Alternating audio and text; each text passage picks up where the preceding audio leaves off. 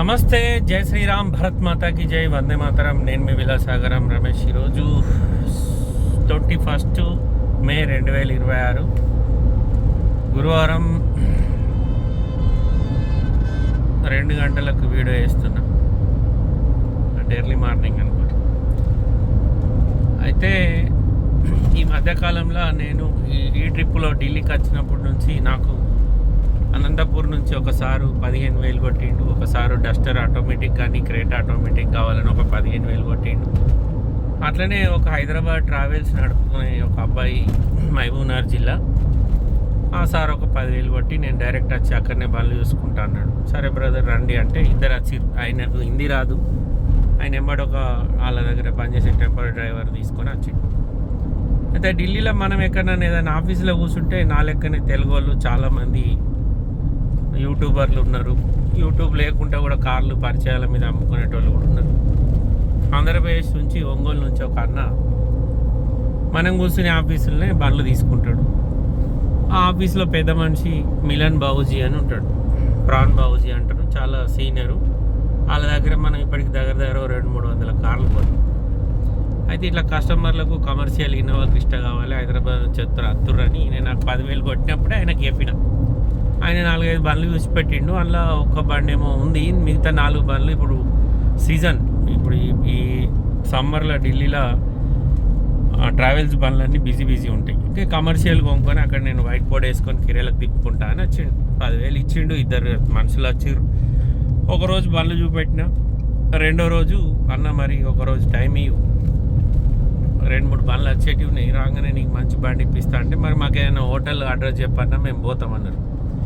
అయితే నేను వాళ్ళతోటి ఉన్నప్పుడు ఏం చేసినంటే వాళ్ళని ఆఫీస్లో కూర్చుని పెట్టి నేను బయటకు పోయి 2-3 వీడియోలు తీసుకొని వచ్చిన. ఈలోపు ఈ తెలుగు వచ్చిన ఒంగోలు క్యాండిడేటు మాట కలిపి నేను కూడా క్రిస్టాలే అమ్ముతా అన్న, నా దగ్గర 2-3 బండ్లు ఉన్నాయని నా కస్టమర్ను ఫ్లాట్ చేసి ఆయనతో వాళ్ళు ఎంబడి తీసుకుపోయాను.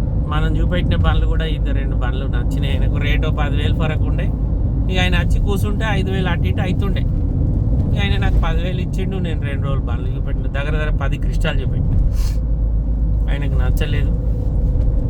ఈ పిల్లగాడు ఆయనకు బండి ఇప్పించినోడు కానీ స్టేటస్ పెట్టుకోకుండా అయిపోతుండే. ఇంకేం చేసిండు, వాళ్ళతో ఒక వీడియో తీపించుకున్నాడు. వాళ్ళకి బండి అమ్మినట్టు ఆ పిల్లగాడు కూడా నాకు మంచి బండి ఇచ్చిండు, దగ్గరుండి నాకు హోటల్ ఇప్పించిండు, నాకు అన్నీ చేసిండు, నా పిల్లాడి చెప్పిండు. ఈయన పేపర్ల జిమ్మదారి అంతా నాదే అని ఈయనే చెప్పిండు. సరే రేపు పేపర్ రాకపోతే అర్థమవుతుంది. కానీ ఇదంతా అయిపోయినాక నాకు నా మిత్రుడు ఒక అన్న నీ కస్టమర్కు ఇట్లా పలానా క్యాండిడేట్ బండి ఇప్పించిందని నాకు ఆయన స్టేటస్ పెట్టిన ఫోటో పంపించగానే అది చూసుకొని నేను ఆ ప్రాణ్ బాబుజీ దగ్గరికి పోయినా. మన దుకాణంలో కూర్చొని రోజు ఇక్కడ మీటింగ్ పెట్టేటోడు మన కస్టమర్ను ఆయన తీసుకుపోయి బండి ఇప్పించినట్ట, మరి మీరు అడగాలి ఇది కరెక్టేనా అని నేను ఆయనకి చెప్పగానే వాళ్ళ పిల్లగాడు ఫోన్ చేసి అడిగితే నేను వాళ్ళకి బండి ఇప్పియలే, నేను ఒకటి పేపర్ హెల్ప్ చేస్తా అని చెప్పిన, అంతే అని అబద్ధం ఆడిండు. తర్వాత కొద్దిసేపు అయినాక అలానే పనిచేసే ఇంకొక ఆయన మోను బై అని ఉంటాడు. ఆయన స్టేటస్లో ఒక వీడియోనే వచ్చింది ఏకంగా. వీళ్ళు హైదరాబాద్ నుంచి వచ్చిర్రు, వీళ్ళకి ఇన్నోవా క్రిస్టా ఇప్పించిన 17 రేట్ చెప్పలే, ఏం చెప్పలే. ఆ బండి నెంబర్ ప్లేట్ దాచిపెట్టిర్రు, హర్యానా బండి అది, దానికి ఫామ్ 28 రాదు. అది తర్వాత సార్లు వాళ్ళకి అర్థమైంది, ఇప్పుడు అర్థం కాదు. కానీ ఆ బండి ఇప్పించిండు, ఈయన తీసుకున్నాడు. ఇట్లా నాకు 10,000 ఇచ్చిర్రు. నేనేం పుక్కానికి బండ్లు చూపెట్టాలి వాళ్ళకు. నేనేం చేస్తా అంటే అందుకే మనోళ్ళన్నా హుషారు లెక్కలు ఉంటాయి అన్నీ ఇవే మనోళ్ళ దగ్గర. ఎవరన్నా అత్తుర్రు అంటే ఏం చేస్తా, ఫస్ట్ కమిషన్ తీసుకుంటా. ఇప్పుడు ఆడ 45 డిగ్రీ ఎండల మన పని తీర్చి పెట్టుకొని రాగానే మనోడు మా బావ వచ్చిండని నేను కార్లో కూర్చుండే పెట్టుకొని ఏసీ కార్లో పుక్కానికి దింప కదా. ఇప్పుడు ఆయనకు 10 రూపాయలు లాభం జరగాలని ఈడు దాకా వచ్చాయి. ఇప్పుడు నేను అదే 10 రూపాయలు సంపాదించుకుందామంటే ఈడు ఉండేవాడిది. ఇప్పుడు ఆ ఒంగోలు క్యాండిడేట్ కూడా వానికి కూడా 10 రూపాయలు రావాలని వాడు ఆడ కూర్చున్నాడు. కానీ వాడు చేసిన తప్పు ఏంటంటే నా కస్టమర్ను నాకు తెలియకుండా తీసుకుపోయి బండి ఇప్పించుడు తప్పు. ఒకవేళ నా కస్టమర్ వాడిని అడిగినా కూడా వాడు చెప్పాలి, అరే భయ్ నువ్వు రమేష్ అన్న దగ్గరికి వచ్చినావు, నువ్వు మిలన్ బాబుజీ దుకాణంలో కూర్చున్నాం, ఆయన ప్రాణ్ భయ్ కూడా నీకు బండ్లు చూపెట్టిండు, మనం అట్లా చేస్తే తప్పు. నేను తిన్నపాలెంలో ఏరియా క్యారెక్టర్ కాదు, నేను ఈయన 10 రూపాయలు సంపాదించుకుంటున్నాను, అట్లా చేద్దామని వీనికి ఉండాలి. ఈయన ఈ బండ్లనే ₹1,00,00,000 మిగులుతాయి, ఇక నేను సెటిల్ అయిపోతా అనుకున్నాడు ఏమో, తీసుకుపోయి వాళ్ళకు బండి ఇప్పించాడు. మళ్ళీ ఆయనతో పిల్లలు ఫోన్ చేయగానే షాప్కి వచ్చా హీరో లెక్క రాగానే నువ్వు బండి ఎట్లా ఇచ్చినావు నా కస్టమర్కి అని అడిగిన. నేను బండి ఇచ్చినట్టు నీ ప్రూఫ్ ఉందా అన్నాడు. వీడియో చూపెట్టి దవడ మించి దడిలో పెట్టి 4-5 చంపిన కొట్టి అన్న నువ్వు నా కస్టమర్ను ఇప్పుడు నువ్వు వాళ్ళని తోలుకొచ్చుకుంటావు ఆంధ్రప్రదేశ్ నుంచి. నేను అడగచ్చు వాళ్ళని, బాబు మీకు బండి కావాలంటే నేను ఇప్పిస్తా అనే దగ్గర కొనకుర్రా నేను చెప్పచ్చా? చెప్పరాదు కదా. అట్లనే నువ్వు కూడా చేయొద్దు. నువ్వైనా నేనైనా 10 రూపాయలు సంపాదించుకోవాలనే పెళ్ళం పోవాలని నిలిచిపెట్టి అడుగుతున్నాం ఢిల్లీలో. అప్పుడు నీ దగ్గర ఒకటి కస్టమర్ లేకపోతే నువ్వు సపరేట్గా కావాలి. నీ దగ్గర అయినా బండి ఉంటే నాకు చెప్పాలి, అన్న మరి పలానా కాడ 2-3 బండ్లు ఉన్నాయి, మరి నీకు కమిషన్ వస్తాయిగా నాకేమైనా ఇస్తావని బండి చూపెడతానాలి. గట్ల కానీ ఒకరోజు బావుజీ టైం వేస్ట్ చేసారు వాళ్ళు, ఒకరోజు 2 రోజులు నా టైం వేస్ట్ చేసారు. నువ్వు 3వ రోజు తీసుకుపోయి వాళ్ళకి బండి కొనిచ్చినావు. అంటే మేము 2 రోజులు పన్నం తీసిపెట్టి తిరిగిన పిసోళ్ళం. నువ్వు అక్కడ కూర్చొని మా కస్టమర్ తెలుగోడు కాబట్టి నువ్వు తెలుగునే కాబట్టి ఫ్లాట్ చేసి వాళ్ళకి బండి ఇప్పిస్తావు. అంటే ఇంత చేసినా కానీ మళ్ళీ నువ్వు ఇంకేమన్నా అంటే నేను ఏ కష్టం అంటే ఆ కష్టం కాదు నేనేమని తిట్టాలి. వీళ్ళకి ఎట్లుంటుంది అంటే మనం అంత మనోళ్ళే అనుకుంటాం, మనోడు ఎవ్వడు ఉండడు దందల, అంత పరవాళ్ళే. ఇప్పుడు హైదరాబాద్ ఆయనకి ఏముండే, నాకు ఆల్రెడీ 10,000 ఈయన ఇచ్చి, ఇప్పుడు అవతలోడు ఏమన్నా పుక్కానికి బండి ఇప్పించింది హైదరాబాద్ ఆయనకు. ఆయన 17 మోడల్ కొన్నాడు అంటే నాకంటూ రేటు 50,000 ఫరక్ అయింది కావచ్చు. కానీ వాడు లాభం లేనిదైతే నీకు బండి అమ్మాడు కదా. మళ్ళీ నేను చూపెట్టిన బండికి ఆడు చూపెట్టిన బండికి జమీన్ ఆస్మాన్ ఫరక్ ఉంది. ఆ బండి మేము ఎప్పుడో చూసినాం దాన్ని. నువ్వు ఎంత కొన్నావో నాకు తెలియదు కానీ మేము ఒక రేట్ ఇచ్చి వదిలేసినాం ఆ బండిని. ఆ బండి నువ్వు ఇలా పోయి తెచ్చుకున్నావు. రేపు పొద్దుగాల నీకు ఏమైనా ఇబ్బంది అయితే మళ్ళీ నువ్వు వాళ్ళని అడుగుతావు, రమేష్ అన్నకు నేను 10,000 ఇచ్చిన కదా అని మళ్ళీ నాకు ఫోన్ చేస్తావు. నేను అందుకే పైసలు తీసుకున్నాకనే మన వాళ్ళకి బండ్లు చూపెడతా ఢిల్లీలో. చాలామంది నేను బండే కొనలేదు కదా నీకు ఇప్పుడే పైసలు ఎందుకు వెళ్ళాలంటే ఒక ఇసుడి జరుగుతాయని. ఇప్పుడు ఆ పిల్లాడు 25,000 ఇస్తే గుద్దనూరు మూసుకొని నా ఎంబడి తిరుగుతుండే.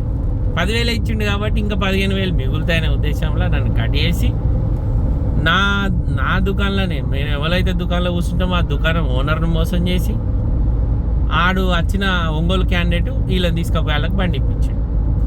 సరే నువ్వు ఒక బండ్లే 1 కోటి రూపాయలు సంపాదించుకున్నావు అనుకుందాం. తన్నులైతే తిన్నావు కదా, ఏమన్నా లాభం అయిందా చెప్పు? ఇంకా ఈ మాత్రానికి 2 వేసుకొని వచ్చి ఆ కార్లోకి వెళ్ళి చూపెడుతుండవు ఈడే నన్ను కొట్టిండని. కొట్టకపోతే ముద్దు పెట్టుకుంటారు నువ్వు చేసిన పని. ఇప్పుడు గంతమంది యూట్యూబర్లు ఉన్నారు ఢిల్లీలో. నేను ఎవ్వల టాపిక్ దియా, ఎవడ నచ్చి నాకు వాళ్ళ గురించి చెప్పినా కూడా అవునా సరే ది అని చెప్పడకుంటా గంతే. ఒకటి పేపర్లు ఇస్తలేంటే ఒకటి ఇంజన్ కూర్చుంది అంటాడు. అవన్నీ మనకు సంబంధించిన ఢిల్లీ బండ్లు అంటేనే సెకండ్ హ్యాండ్. అలా మంచివి దొరుకుతాయి, చెడ్డ దొరుకుతాయి. మంచి బండ్లు ఇస్తే మంచి బండ్లు ఇస్తారు, చెడ్డ బండి ఇస్తారు చెడ్డ బండి ఇస్తారు. కొనుక్కునేటప్పుడు మనం చూసుకొని కొనుక్కోవాలి. ఇప్పుడు ఈ బండి ఉంది, ఈయన దుబాయ్లో ఉంటాడు. దుబాయ్ నుంచి నాకు డబ్బులు పంపిండు 1,00,000 రూపాయలు. నేను బండి తీసుకొని పోతున్నా. నేనేం మొత్తం పైసలు పంపలేదు, 1,00,000 పంపిండు. అయినా నేను బండి తీసుకొస్తా సార్ మీరు 1,00,000 కొట్టురు అని చెప్పిన. నేను అడ్జస్ట్ చేసిన పైసలు నేను పట్టుకొని పోతున్నా. అది నా లెక్క. నేను కంటైనర్లలో అయ్యి అందుకే బండ్లు తక్కువ. మొన్న ఒక 2 బండ్లు ఒక బండి యాక్సిడెంట్ అయిందని 2-3 కంటైనర్లు వేసిన. 90% మేము బై రోడే పోతాం. మేము బై రోడ్ పోయి కస్టమర్కు బండి అప్ప చెప్తాం. ఆడికైనా వాళ్ళు ఏమైనా ప్రాబ్లం అయితే దానికి మేమేం చేస్తాం. అందుకే ఎవరైనా మన తెలుగు వాళ్ళు అక్కడ చాలామంది ఎక్కడెక్కడికి వెళ్ళో అత్త ఉంటారు కాబట్టి నేను కొట్టిన తర్వాత బాధ అనిపించింది. అయ్యో పాపం పుట్టిగా అనవసరంగా ఓడిది అనిపించింది. కానీ మళ్ళీ ఇలా ఆడు చేసిన చేస్తకి నీ తనైనా తప్పులెత్తి అని మళ్ళీ అనిపించింది. ఎందుకంటే మళ్ళీ 2 మనుషులు ఉండగానే వాళ్ళ పెద్ద కొమ్ములు వచ్చినోడు నీ లెక్క నా లెక్క ఢిల్లీకి కారు కొనుక్కోవడానికి వచ్చి నీ గురించి ఆడినాడుతాడు, గొడవ పెట్టుకుంటాడే. ఆడ నా దగ్గరికి వస్తే నీ నీడ్స్ పెట్టి ఫస్ట్ ఆడనేదాన్ని ఉంటే అంత కోపం వచ్చింది నాకు. ఎందుకంటే మనం ఫ్యామిలీ నీడ్స్ పెట్టి నువ్వైనా నేనైనా అక్కడ పని చేసుకోవడానికి వచ్చినాం. అప్పుడు నువ్వేం చేయాలి, వేరేటోంది ముద్ద గుంజుకొని నువ్వు తినద్దు. నువ్వు అడగాలి, అన్న మరి కస్టమర్ నన్ను అడుగుతుండే నేను బండి ఇప్పియద్దా అని అడగాలి. ఇప్పుడు అదే నువ్వు ఢిల్లీ అంతా చేసినావు. ఆ ఢిల్లీ ప్రాన్ బావుజీ కాబట్టి సైలెంట్ ఉన్నాడు. ఆ పక్కపోని ఇంకో దేవాబాయి ఉంటాడు, ఆయనతో చేసినట్టుంటే నేను గుద్దంతా రామరామ చేస్తుండే. ఇంకా నాకంటే ఎక్కువ కొట్టు. నేను అందుకే యూనియన్ ప్రెసిడెంట్కి నీ స్టోరీ చెప్పిన, నేను చూపెట్టి. ఢిల్లీలో కథలు పడకు, అది మన ఊరు కాదు. మనం ఆంధ్రప్రదేశ్లో నువ్వు శ్రీకాకుళం నుంచి అనంతపురం దాకా ఏడ కథలు పడ్డా నడుస్తుంది. కానీ ఢిల్లీది నిమిషాలలో మాయం చేస్తారు మనుషులు నాడు. అది మైండ్లో పెట్టుకొని పని చేయి. నీకు ఎవరు తెలుసో నీకంటే 2 నాకు ఎక్కువ తెలుసు. అయినా నేను గుద్దనోరు మూసుకొని పని చేసుకుంటున్నాను. అట్లా పని చేసుకో, 10 రూపాయలు 1,00,000 కోట్లు సంపాదించుకో. కానీ వేరేటోని కస్టమర్ని తీసుకుపోయి నీ దగ్గర గిరాకీ లేకపోతే ఆడిని తీసుకుపోయి నువ్వు ఖాళీ కూర్చున్నావు అని వేరేటోని వచ్చిన కస్టమర్ తీసుకుపోయి నువ్వు ఈయన్ని డౌన్ చేసి నువ్వు హీరో అవుతా అనుకున్నాడు తప్పు. ఇట్లా ఈ బలుగుతుంది అట్లా చెప్తే. ఇప్పటికైనా మారు, లేకపోతే ఇంకా బాగా ఘోరంగా ఉంటుంది. అన్ని సమయాలు అన్ని వేళలు మనవి కావు. మంచిగా ఉంటే నీకు అక్కడ ఢిల్లీ మొత్తం నీ వెనక నిలబడుతుంది. కథలు పడితే డీలర్లు అందరూ నీ ఢిల్లీలోకి వెళ్ళి పారిపోయేటట్టు చేస్తారు. నేను మన వాళ్ళకి కూడా కొంచెమన్నా నాలెడ్జ్ ఉండాలి. ఒక మనిషి నువ్వు హైదరాబాద్ నుంచి వచ్చినావు, నాకు 10,000 ఇచ్చినావు, ఇంకో 15,000 అన్న మరి నాకు 20, ఇంకో 10,000 అంటే నేను తీసుకోను. ఆ దగ్గర పోయి కారు కొంటే రేపు ఆడ పేపర్లు ఇవ్వకపోతే మళ్ళీ వస్తావు ఢిల్లీకి. ఖచ్చితంగా పేపర్ల కాడ నీకు ప్రాబ్లం అవుతుంది. అప్పుడు నీకు అర్థమవుతుంది. చెప్తావనికి అర్థంగా సురుకు తగినాక అర్థమవుతుంది. ఓకే సార్, ఏమన్నా తప్పు మాట్లాడితే సారీ. నమస్తే, జై శ్రీరామ్.